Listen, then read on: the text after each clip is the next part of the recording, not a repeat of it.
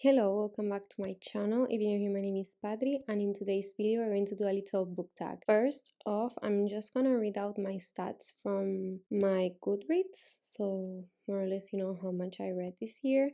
I've read 144 books, 60,800 pages. My shortest book was Cruel Winter with You. That's a little novella by Ali Hazelwood, and my longest book was Kingdom of Ash with 992 pages by Sarah J. Maas. My average book length in 2024 was 422 pages. My most shelved book was The Hunger Games. My least shelved book was Where Happiness Begins. My average rating was 3.9. So let's start now with the questions. What was my first read of the year? It was Check and Mate by Ali Hazelwood, and I really enjoyed this book. And my last read of the year was The Edens, A Legacy Story, which is also a little short novella. It's like the prequel because you get to see how their parents not met but like got to have their second chance, let's say. The next question is the longest series I read this year. I don't have the physical copies, but I read the Like Us series, which is from Kristen Beccarici. It's the spin-off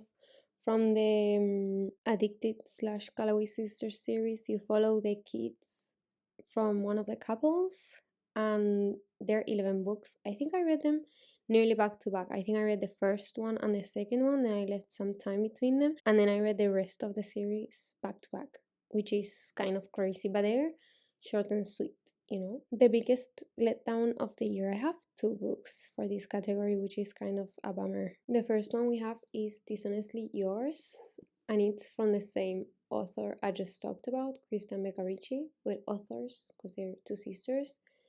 It's not that the book was bad, it's that I was expecting more, you know? It's kind of my fault for hyping it up in my head, but I think this book also starts the series, you know? It gives you some background and all that stuff, so it was kind of slower than expected, but I'm really excited for the second one in the series because I think it's gonna be more fast paced. And then also from one of my favorite authors, we have Never by Jessa Hastings. I know this has happened to a lot of people, but this doesn't feel like the same author as the Magnolia Parks series. Again, with this one, it's the same as with the other book. I feel like this is the book that gets you into the series. So I hope the next one that comes out is better. But I would be fine if I never read it, if I'm being honest. I'll just want to have it because I hate only owning part of a series and because the cover is going to be stunning, like all of her covers. Okay, the next question is favorite rereads of the year. I did quite a bit of rereading this year, but I'm going to show you my three favorite rereads. I have been thinking a lot lately about these two books, and I just decided to buy the physical copies because I read them on my Kindle the first time, and I just read them this month. And I'm so happy I did because I had a really good time. We have Next of Kin by Hannah Bonham Young, and inside the same series that is interconnected, we have Next to You. I adore this male main character. He's like so sweet. He melts my heart every single time. And then again, talking about Kristen Beccarici, I've been slowly doing my reread from all the Addicted slash Callaway Sister series. I reread until Thrive. I'm going really slow, but there's so many new books I want to read that I don't have the desire to pick up one of these rereads again because I know it's going to take a long time because I want to really sit down and read, you know, and annotate and everything. So this is the last one I read so far, and obviously one of my favorite rereads because I'm in love with all these characters. Then we have new favorite authors. I have the physical copies of some of them, so I'm going to show you the first book I read from them. So first up we have Ashley Boston. The first book I read from her was The 7 Years Sleep. I had seen so many people talk about this book and they loved it, but the plot wasn't calling my name. But when I saw like the 100th good review from someone I know has similar taste than me, I was like, let me just bite the bullet and read it and see if I enjoy it. and I obviously did. I gave this book a 5 stars. Her writing is so magical, and I felt like it was going to be more of a general fiction kind of read, but no, it has obviously a romance. It's a romance book. And after reading this, I bought her other two books. I don't know where I have them, over there. And I also enjoy them a lot. And I have her book that's coming out next year pre-ordered already. Another author that I really like is Annabelle Monaghan. I read Nora Goes Off Script. I saw, who was it? Was it Haley Pham talking about this book? And I was like, I don't know if I'm going to like it, because I usually read more of young, not young adult, but like new adult, like fresh out of college books, not someone that's getting separated from their husbands, you know. But I really loved it. Again, her writing is so good, and I have her other two books over here. I've only read one of them. I have the other one still there, but it's kind of a summer read, so I don't know if I want to read it now or wait until the weather is a little bit more appropriate for that read, or what I want to do. So I'll keep you posted on that one. Then I have Megan Quinn. Her books aren't earth shattering, but they're really, really enjoyable and bingeable. So the first series I read from her was the one that's like, I don't know the name, but like Anatomy Cute, that trilogy. And then I jumped into the Agitators, is it? I read that one, and then I bought the here. What is it? Bridesmaid for Hire and Bridesmaid Undercover. I've only read the first one, but it was so good. I read it in August while I was on vacation on like a beach house type situation. I was giggling by myself. I looked like a crazy person. So good. And again, I don't want to read the second one until the weather is better, but maybe if I'm feeling nostalgic and I miss the summer, I'll just read it to cheer myself up. I don't know. And another author I have discovered this year that I wasn't going to read her books just because I'm a person that does judge books by their covers, and her covers aren't the prettiest ever, but it's Catherine Coles. Her series is called Sparrow Falls, I think it is. I read the first one because I saw someone liking it, I don't know who. I was like, small town, kind of has a mystery subplot in it. It's my thing. If you know me, it's my thing. I love the Eden series because of that. So I jumped straight into it, and now I can't get enough of her. So, yes, that's a really great discovery. Okay, now I want to take a look at my reading journal.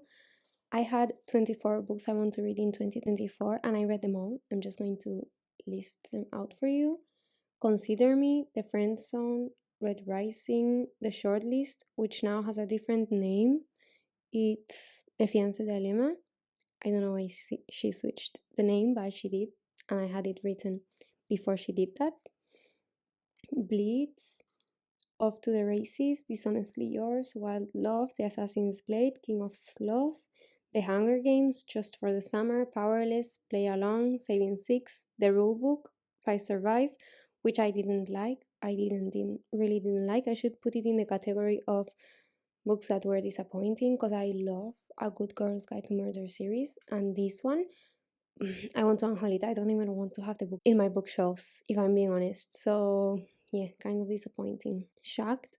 That was In the Cerulean Sea, House of Flame and Shadow, Love Unwritten, Never, The Darkest Corner of the Heart, and Checkmate. Then let's jump into my physical TBR and count off how many books I have on my physical TBR. Because every time I buy a book, I write it here, and if I read it, I'll just cross it off.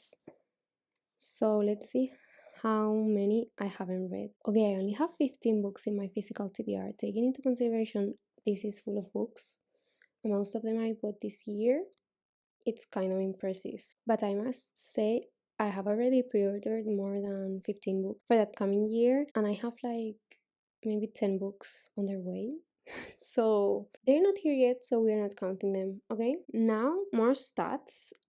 I did read 144 books, but 79 of them were physical books. If I'm being honest, I rarely read on my physical copies.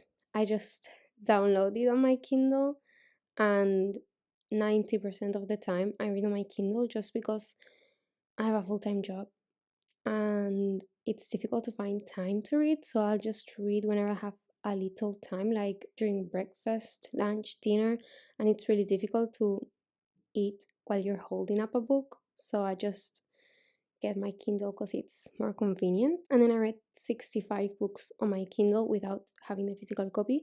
Did I buy some of them after reading them? Probably. But I always say this, reading and collecting books are two separate hobbies. Then we have my alphabet challenge. I didn't want to do this challenge just because I don't like finishing stuff, but this just helps me relax about these kind of things. It's not that serious, so I didn't finish it. Obviously, it's really difficult. I do mm, follow a really strict rule. If the title starts with the, I'm counting the T. I'm not counting the next word. So it's kind of difficult to fill in some letters, but I have all of them except for the B, X, and Z. So really good. Only three without it. Then we have my bookish bingo. I did them all. We have new to me author. We have that two times. Second chance, Kindle Unlimited Romance, pink cover, rom-com, five-star read, completed a series, a buddy read, which I've only done one in my life, and it was this one. I did it with House of Flame Eyeshadow with my bestie. Then we have an audiobook, over 800 pages, a new release, a black cover, a memoir, short chapters, reread, start a new series, blue cover, sci-fi, and fully annotate a book. I feel like I should say more, but last year I tried to do like every book I read on 2024, but I think I'm going to do it on a TikTok and just showing the covers because it was so long. It was giving me a lot of problems to edit because I didn't have enough storage on my computer. So I'm not going to do that this way. And I don't really want to talk about my 2025 goals just because I'm going to do a specific video about my reading journals. So I think this is it. Wait, let's count the number of books I bought this year. Okay, let's not do that because I have no idea how to count them because I'm not sure which ones I got last Christmas and which ones are new. Let's do a rough estimate just by what I remember. Okay, I think I have 82 new books this year, which, no, wait, I didn't count the ones on the 82, 83, 84, 85. Okay, no, 85 new books. I feel like it's not that bad. Is it? I have more coming, so maybe it's more like 100. I don't know. Let's just not talk about it. I don't go out partying. I don't really buy a lot of clothes. I don't get out of my house really often, so I just spend money in books. If I've had scratches on my face during this whole thing, it's because I have a skin problem, and if I scratch myself, it looks like an animal attacked me, but I'm fine, okay? If you want to answer any of the questions I just answered, I would love to know your picks for these questions. You can leave them down in the comments so I can look at them, and I'll see you on the next one. Bye!